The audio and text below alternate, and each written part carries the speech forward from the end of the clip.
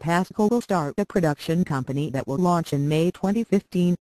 She has already apologized for certain revelations that came as a result of the leaked emails.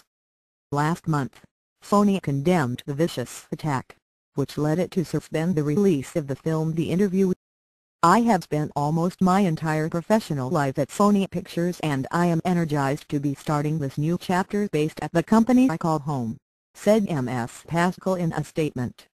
She added that her transition to a production role had been discussed for some time. Insensitive and inappropriate. As part of the agreement, Sony will fund her production company for at least the next 4 years, and it will retain distribution rights. Sony did not immediately name a successor to Ms Pascal, leaving Michael Lynton as the sole head of one of Hollywood's biggest production studios.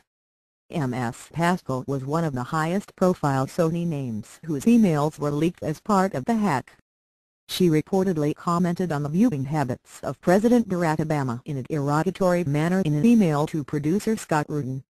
Ms Pascal and Mr. Rudin both subsequently apologized for the emails, with Ms Pascal saying in a statement at the time, "The content of my emails to Scott were insensitive and inappropriate but are not an accurate reflection of who I am. Although this was a private communication that was stolen, I accept full responsibility for what I wrote and apologize to everyone who was offended." Hack fallout. On November 24, Sony revealed that it had been the subject of a hack by a group calling themselves Guardians of Peace GOP.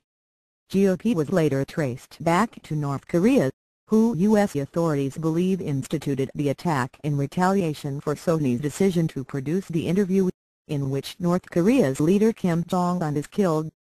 The group gained access to the firm's network and stole huge amounts of internal information, including emails and copies of films, such as Annie, that had not yet been released. Although Sony did withdraw The Interview before its planned release, it ultimately made it available to view online and allowed it to be shown at some cinemas. The film made about £15M, £9.6M through downloads alone over its first 3 days of distribution.